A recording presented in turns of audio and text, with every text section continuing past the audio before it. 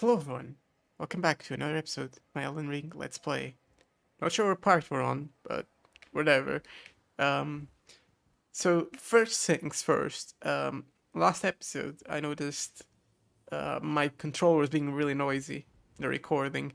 That's because I was actually playing it right next to my microphone. So I do apologize for that. I completely forgot I shouldn't have my controller all the way up. I should have it like down below my desk. So yeah, I apologize for that. Hopefully, I won't do that again. I've tried doing some noise canceling to prevent that, and it to a certain extent it helps. But yeah. Second thing, we got a new armor. This is a mix of different sets. So I think this is all three of them are from the iron set, which I just went and bought from the nomadic merchant over here. I hadn't bought it before, so I got it now. Nomadic merchant at Castle Morn Rampart. So I got that, and then I put on the Exile Greaves because I think they sort of match, and they had some okay stats. I could do the Knights Greaves because they have better stats, but I don't think they fit as well thematically. I think these ones look really good with this armor, kind of like a rogue, um, or kind of like a vagabond knight, just like the starting armor, but a bit more worn down. Anyway, we're back here at the Rotview balcony, and there's a couple of things I want to grab. First, I don't know why this has a unique name. It's called Shack of the Rotting. Not sure why they gave it a unique name, because there's really nothing there as far as I know. Maybe it was supposed to be something bigger, and then they never did anything with it. Now we could go up here, and actually I will. Because apparently a graveyard there that I didn't know about. We're gonna not go to those ruins, I think. I mean, yeah, why not? We'll go to the ruins. I'm gonna grab all the ruins here first.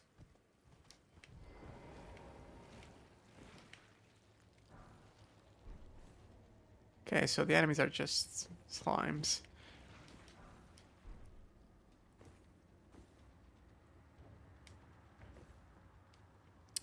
Really? Almost nothing? It's kind of unfortunate.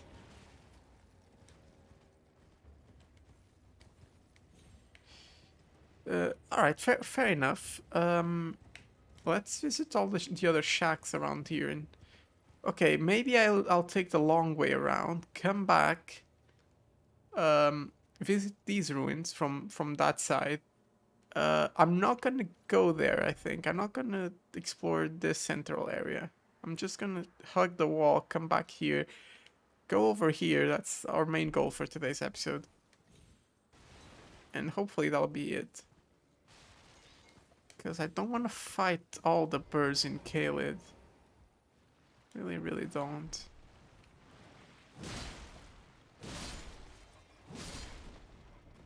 Alright.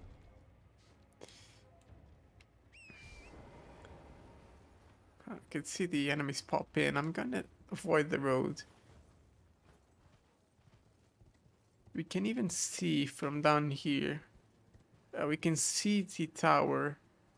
Divine Tower of Caelid, which is not really very divine, to be honest.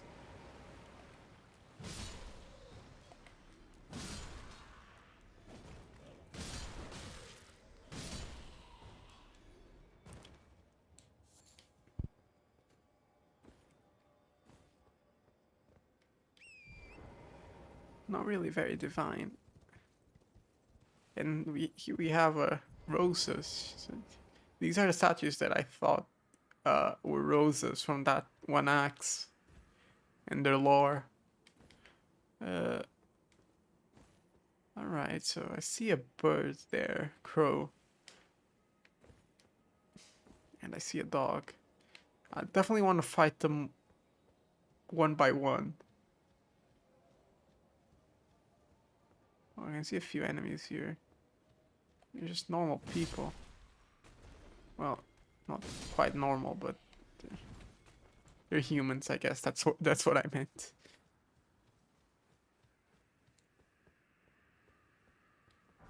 Somber Smithing Stone 4, that's great. Uh,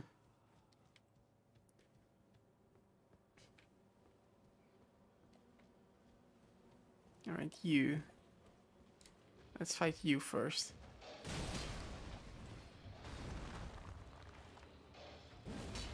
Okay, missed that. Oh no.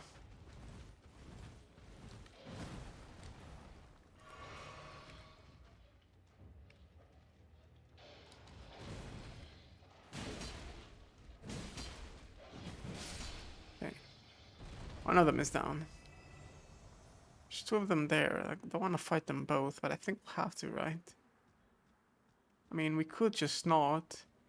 But given there's a crow there, I want to have completely empty path. I think I'm better off taking them on right now. Broke my guard and now I'm stuck against the wall. Hey, get out. Get out of the way.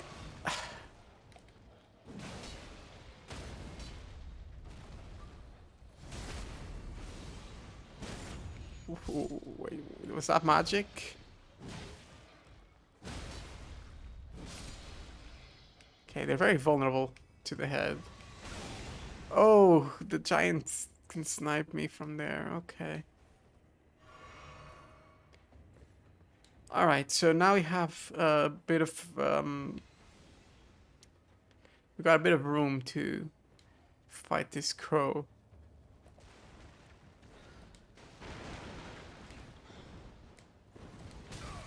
Yep.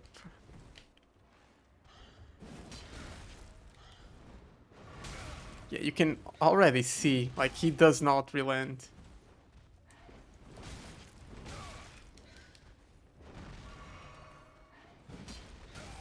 I've not gotten a hit in.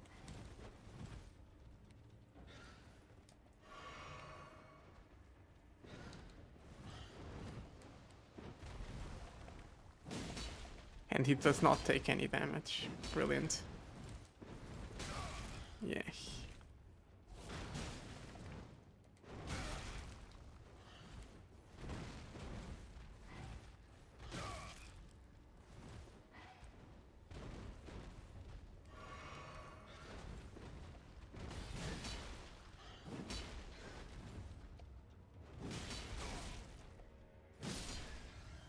Right, he's dead. Avoid fighting those whenever possible. I guess that's the only advice I have for you. I mean, I did pretty badly, regardless. Like that was clearly very poorly played on my part, but I think that enemy kinda explains a bit of how I feel are the negative points of enemy design in Elden Ring.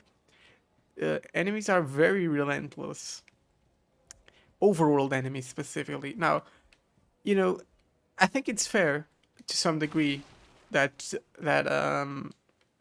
you know, the game can be difficult, right? And it's gonna have to be more difficult uh, as time goes on. I think that enemy, for an overworld enemy, especially one you can meet right now, uh, the difference between it and others or other similar enemies is quite large. It's honestly like it's a boss tier enemy in terms of like holding attacks and stuff. Like it clearly knows. Oh, it clearly knows how your inputs are, or you can read your inputs. That's the word. And adjust accordingly. That's something some bosses do in Elden Ring, and I think the crows do that as well, which I find to not be appropriate from like a design point of view. Because I mean, why would you put such a difficult enemy in the overworld? Like, I understand, I understand the reasoning to some degree. You want you want the player to not actually just fight everything it sees. That's fair. But at the same time, couldn't you have, I don't know, I guess what I'm trying to say is I don't think the game lends itself well to that sort of design choice because you can't really avoid um, enemies like that if you want to explore everything, right? And you know, there's just some areas where I think they're a big offender. Like I don't think the crow in that camp is a big offender because we adjusted our strategy according to it, right? We knew well. I predicted that it would be a very difficult enemy to deal with. So what I did was I first cleared out an escape route so I can kite him, and then I kited him. I mean, it's not bad. That one is a perfect example of how you think that you should use the crows. But if you look around you, it's like over there. There's like 2 or 3 crows in those ruins. Um, you want to explore ruins. You don't want to just fight your way through them and have a bad time. I think you should like um, explore them at your own pace. I think that's what will make the game fun or more fun. So if you put those crows there, like a big amount of them, can you really explore the ruins? Or are you just gonna like have to deal with a bunch of crows trying to murder you?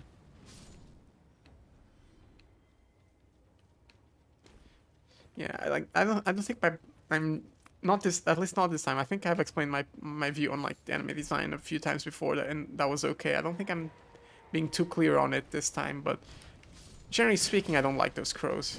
Nah, I'd rather them not exist, even if it would make the game easier and potentially less memorable.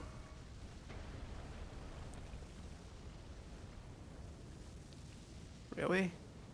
Really? Come on. Why do you have so many?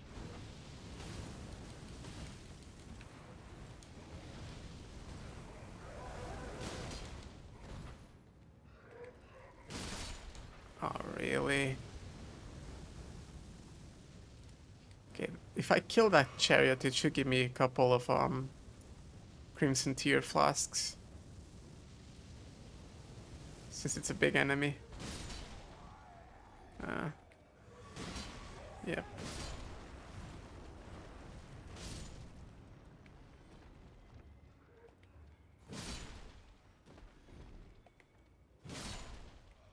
I'm honestly not sure what's in here. I can see there's a fall down there, so there's probably a chest. Hope there isn't a boss, because I don't remember what boss it is, and I really want to clear this whole place all over again. There's 4 dogs there, yeah. And, you know, the dogs are clearly a lot easier to deal with. Hit them in the head, they die. And they die very, very easily. Um, so in a way, dogs are a bit more manageable. They're a bit more forgivable. Like, yeah, there is a boss here. Well, let's pray for the best. Oh dear. Okay, it's just 2 pumpkin heads. Shouldn't be too difficult. Oh yeah.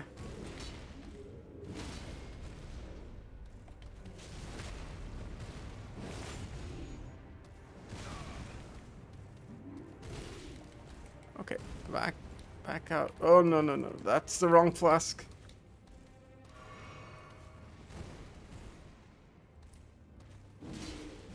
Really?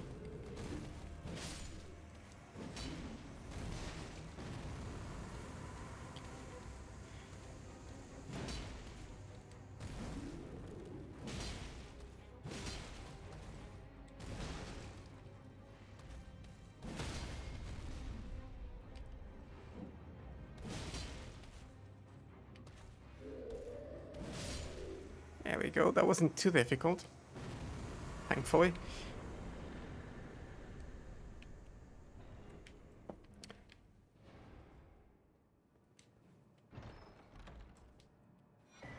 Visage shield. Oh, that's a very very funny shield. Tricksome bronze shield depicting the face of a fire giant. Several tongues leap from its open mouth. The wrathful visage and burning flames are designed to remind one of the horror of facing a fire giant. In other words, this shield has an instructional function. Yeah, and you can spam fire on people. That's an amazingly funny shield. Oh yeah, I think we have enough smithing stones to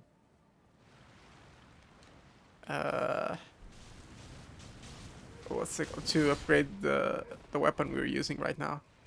I might just go and do that soon.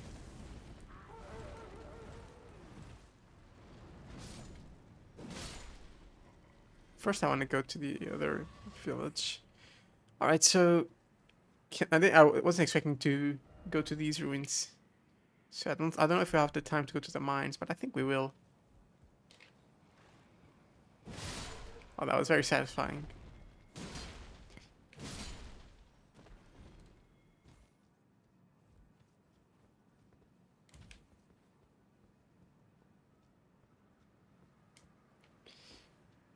But yeah, carrying on with our other conversation, so, and let me try and re-explain. So, we have Caelid, right? It's supposed to be a desolate place. It's supposed to be a difficult area, sure. Or I think I say it's supposed to. I don't know if it is. I assume that's the case given the visual design of it. It's supposed to be a hellscape.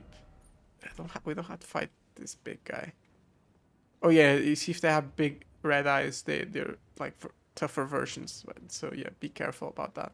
So it's supposed to be voice crack. It's supposed to be a far more difficult place and more desolate. Supposed to be hellish, and that includes. And let me put a marker here. I'm sorry for like, not completing my sentence. That includes being full of enemies. There are honestly, you avoid them, right? Well, you kind of have to adjust your strategy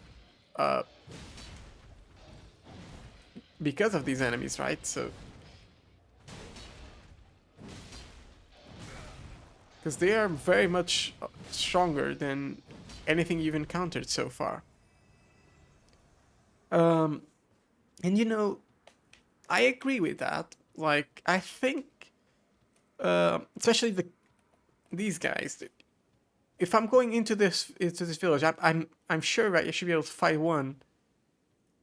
But there's two of them, and I think there's even three. I think there's even a third one somewhere down there, right on the other side. And there's another one over there.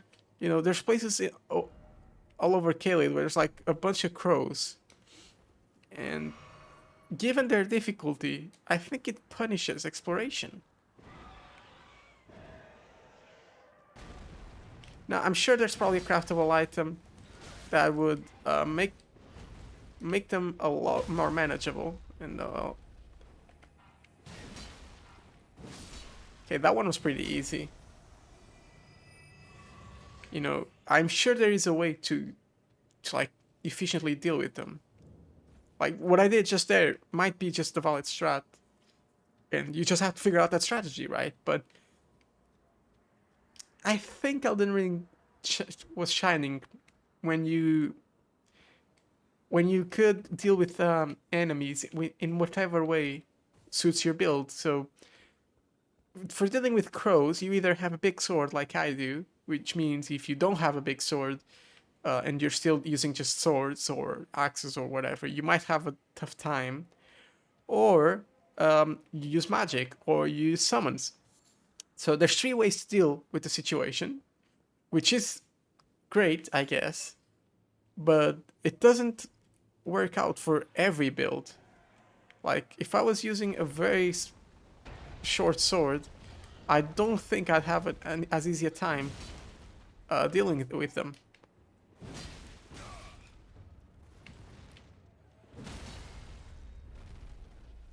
Okay, so why can I not? Alright, this time it worked. Yeah, so see, I can spam jump and heavy attack, and apparently that's working reasonably well. But what if I had a shorter sword? Because that's what happened on my first playthrough.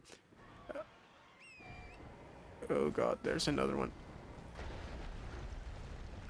Imagine dealing with this location, but you came here a bit earlier.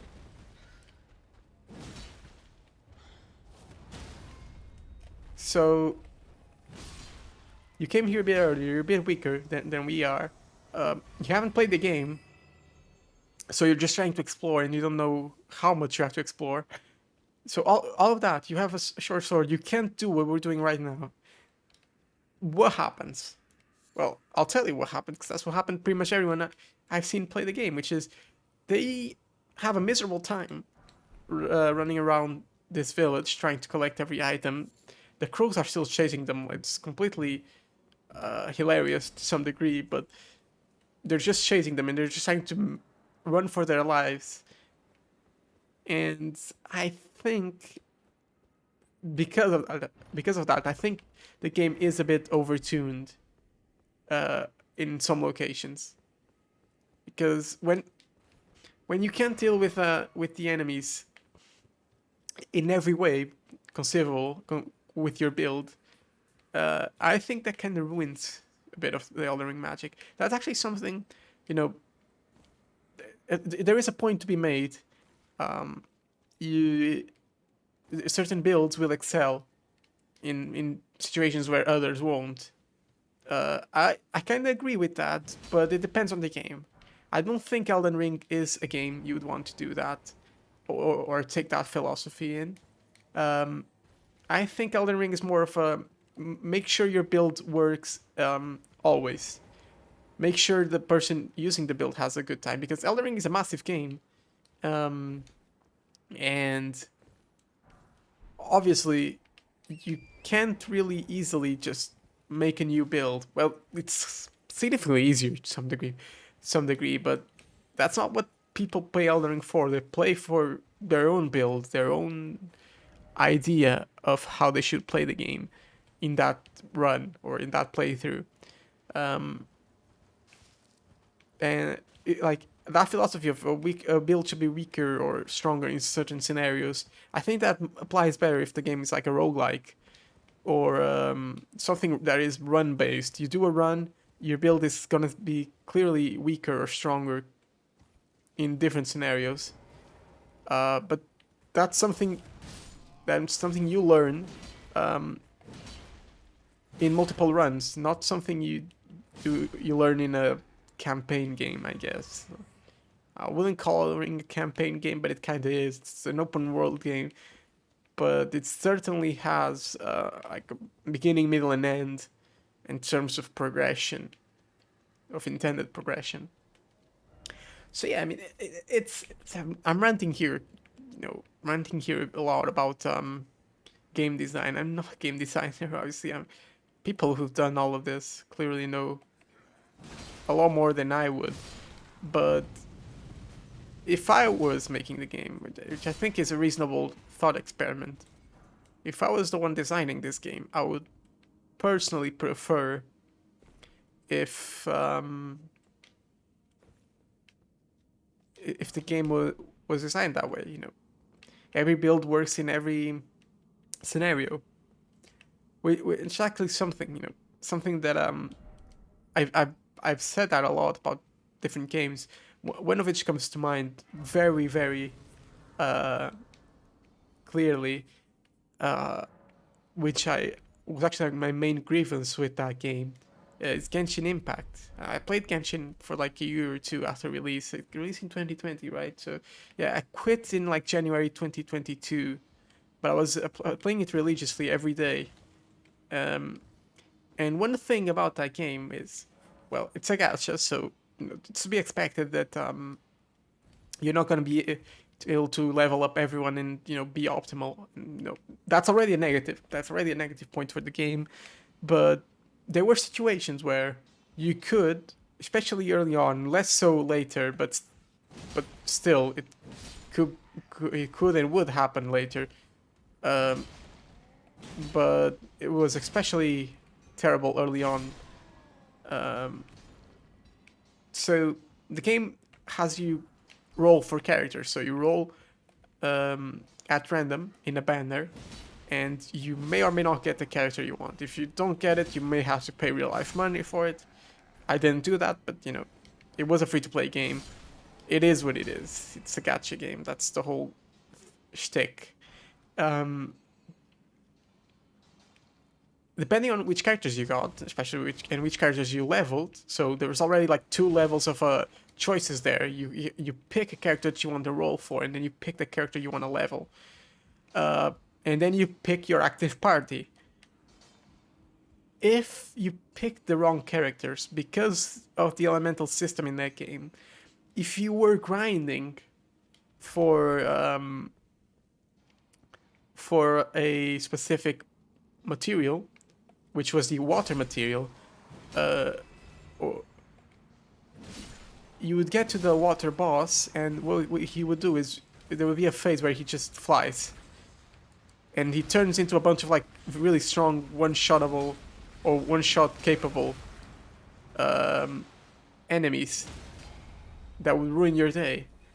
How you dealt with them is you'd use a ranged character. Especially there was one called Fischl, if you know her.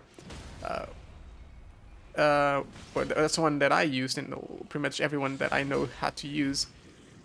She was a thunder element character with a bow, and she was really capable of dealing with those enemies because they were ranged. The thunder spread because they were made of water, and you'd kill them. Now, before I used her, what will happen is, especially because she wasn't very strong at one point, I didn't level her well enough. And also, I'll read the both weapons you picked up after I'm done with this rant. What will happen in that game is I'd fight with my own party, with the characters that I enjoyed using, and the boss would reach that stage. Sometimes it was RNG, sometimes it didn't pick that phase. And I would be locked because I didn't have any ranged characters, so I couldn't reach them. Actually, at one point I did have a ranged character, but it was a specifically like a ranged character with attacks that wouldn't reach because they were like low range. They were like a hybrid melee and ranged character, and their attacks were like special, I guess. They weren't like a normal projectile like the others. So, you know, I leveled up a bunch of characters, and none of them could actually deal with that boss. So all of this to say, you know, I've been kind of stuttering here, but all this to say, that boss didn't allow me to play the game the way I wanted to. And it was especially bad because being a free-to-play mobile game-ish with very big cap on progression, if you didn't level up the things that were allowed you to kill that boss, it's not like you could just go and quickly grind for 10 minutes like you can in Elden Ring, and, you know, get stronger. You were actually completely capped by timers on what you could do. So that's an especially bad example. And then there's more examples. Like, I'll talk about them some other time. You know, I have this conversation so many times about this one topic of like enemy design, enemy placement. You know, what you can and can't do, which is probably my favorite thing to talk about. My thoughts on game design about different games. Since that game was so much harder to do that in, or to level up, you can't grind, you can't do anything, you'd be locked. You can't beat that boss, you can't play the way you want to, you have to play the way the game wants you to. And it's not even a game wants you to use like a specific element against another element. It's not like Pokemon where you can just grab a grass type and kill the water boss. That's not how it works at all. So, you know, it was definitely a big flaw. Now, I still play the game a lot after that. You know, I still enjoy the game, and I still think it's a good game, despite, you know, all the predatory mechanics. I guess you kind of sign up, you know what you're signing up for. I did enjoy that game, mostly for the social aspect. You know, I was in a Discord with some friends. We all played together. It's very fun. I was very into it. I reached level 59 in that game at like when the highest level was like level 60. So I was I played it pretty much to in the most min-maxing way possible. There was nothing I didn't do um, with content. I'm completely 100%ed everything that came out, aside from like a few things here and there that were just like very silly and time consuming. I was very much like in the top percentage of players, and I still face those problems.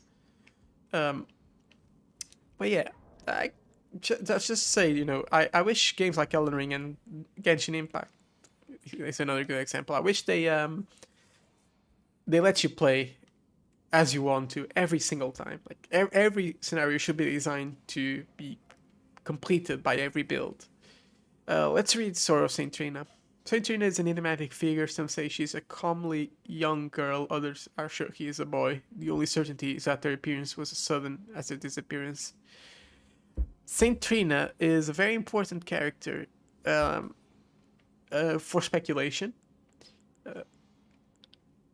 I can't really say why just yet because I don't know how much we've revealed about that other character, but certainly there is some speculation about Saint Trina that would be cool to keep in mind. Cross Naginata, weapon consisting of a three-pronged blade affixed to a long pole. The long central blade closely resembles a katana. Weapon of the Land of Reeds, known for its ability to be wielded as a spear while still being capable of performing slashing attacks. Cool. Also, I just remembered there's something special about this dungeon. So I think we might meet someone. If not, we're gonna have to go outside. I just remembered what happens in this dungeon or in these caverns. Large glintstone scrap. Red Iron Soldier helmet. We could use that. I don't know if I'm picking up all the smithing stones. I hope I am. Oh, damn, pick that up. Race Mimic. Not very worth it. I hope I'm picking up all the smithing stones.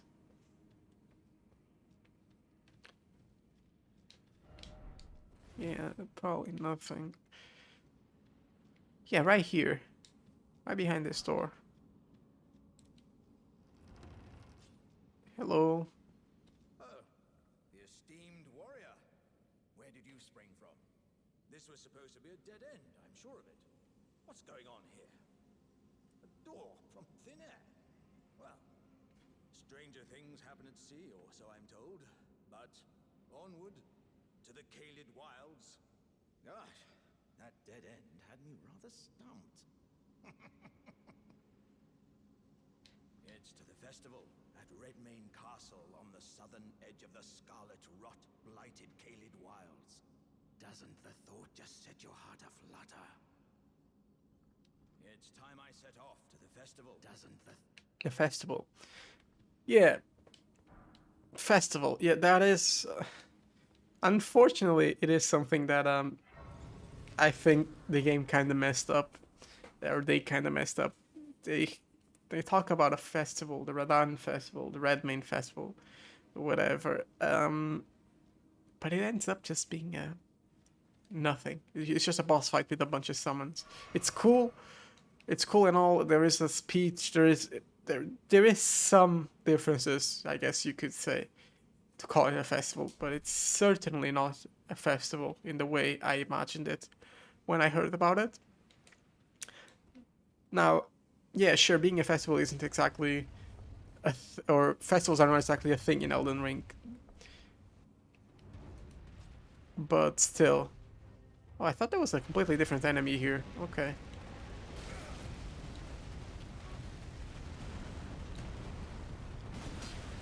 Oh, you have a lot of HP, mate.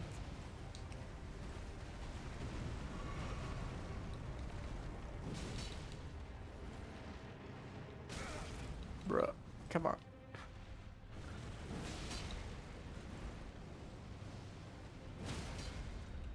Okay, I assume it's the head.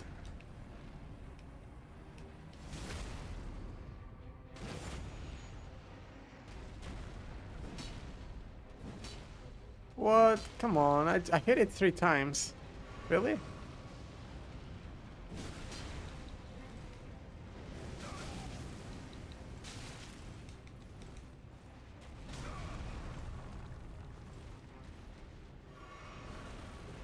Gonna breathe.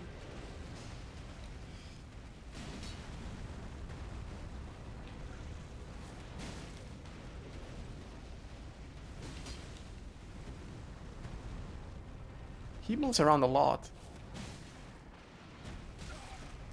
Okay, that's fair. Come on. There we go. Should be it.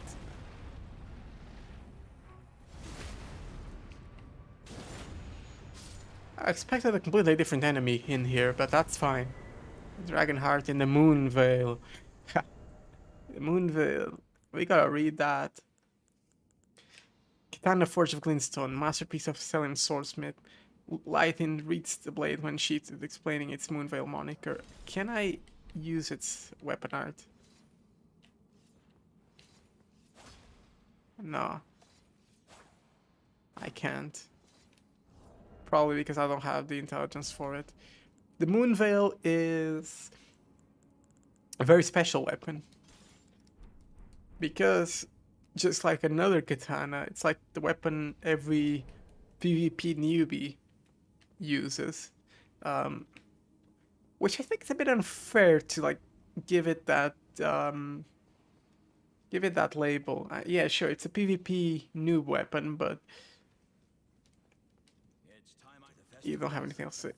But it's a cool weapon, you know, and if it works, it works. I am of the opinion, although I certainly get frustrated, even though I hold this opinion. You know, if it is in a game and you can abuse it in PvP, just use it to some degree. Oh, yeah.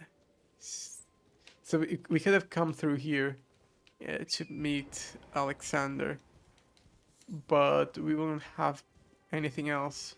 I guess he would have had like one more piece of dialogue.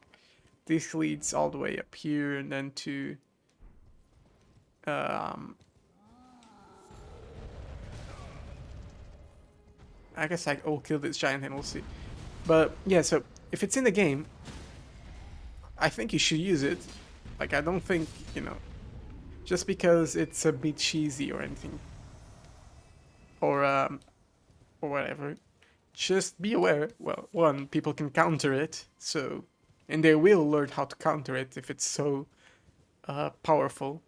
And you're not really gonna get as good as other people if you just spam like the OP weapons. But still, the Moonveil is a weapon that a lot of people use, and I think it's a bit sad that it's gotten a bit of a bad label as like the noob weapon, alongside the other katana, Rivers of Blood, that's it. Yeah, I think it's a bit unfair to some degree, but you know, it is what it is. Some people are like that. They don't like when others have fun. Personally, again, I never PvP'd, so I'm not talking from like, I'm not salty or anything. I don't, I've PvP'd like 5 times in my life, and I intend to keep it that way. My only PvP experiences are the ones for Vare, for the quest. Anyway, you haven't taken in the views for a while, so let's see what we can actually spot from over here. First, we had that fort. Honestly, couldn't tell you what the name. I think it's Fort. No, we don't have the bonfire yet, or the Side of Grace. I can't remember it. I do know it is an important place because it has I think that's the fort that has the other half of the medallion, so we can use the lift. So if we want to get to the Altos Plateau, we'll be able to actually visit it, and we probably will next episode. There's a cave somewhere that I think we need to visit. I think it's very close to that fort. Over there is a church very special church if you're using dragon magic. If you remember, back in episode 3 or 4, we visited Church of the Dragon Communion, and it's mentioned, visit the land in the Far East, which actually just means Caelid.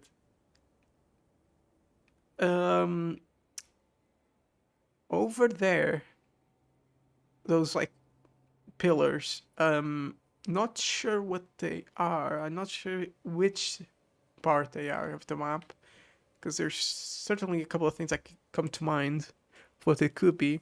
That bigger tree is a very important location.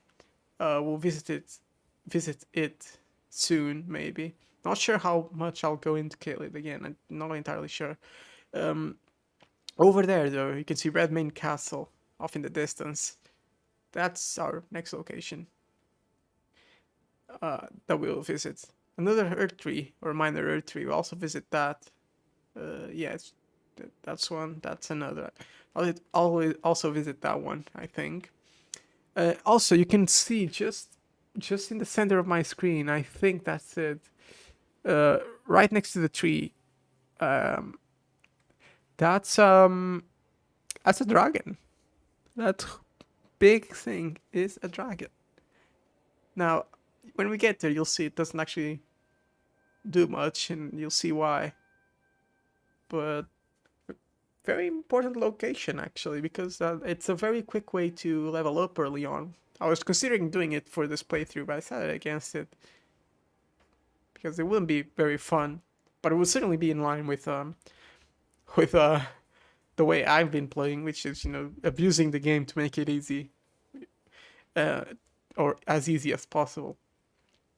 Over here is like this mountain here, full of like white coral stuff, white and red coral. We're gonna go there. I don't think there's too much there. Probably just a couple of smithing stones. But I remember being there and finding an item in a previous playthrough, so I'm sure there's something. The whole swamp area, which is like the lower crater. Again, I'm not sure if we'll go there. I had a couple of plans of what I wanted to do. At most, I wanted to go to Redmane Castle, which, although it is, the bigger portion of Caelid, or not bigger, like the main reason for coming to Caelid, I guess. You actually go there in two separate occasions. One right now, and then the second later on once you meet a certain NPC. So I want to go there soon-ish, but I'm not sure how strong I am because the boss fight there is ridiculously hard. But I might be strong enough to clear it. But it's definitely a skill test. It's no easy task. But yeah, very cool location. I do enjoy Caelid like visually. And apparently, this build really does well against the birds, so I'm starting to enjoy it gameplay-wise as well. But certainly a very, as we talked about at length, a very polarizing place for the community and for myself as well. Since I've played the game multiple times now, I know the ins and outs of every build, or not every build, like multiple builds. So I know how it should be handled some degree, and obviously it kind of surprised me how well this sword did. But yeah, hope you enjoyed this episode. Bit a longer one, bit of a ranty episode, but we'll be fine. And thank you for watching. Gotta catch you next time. Bye bye.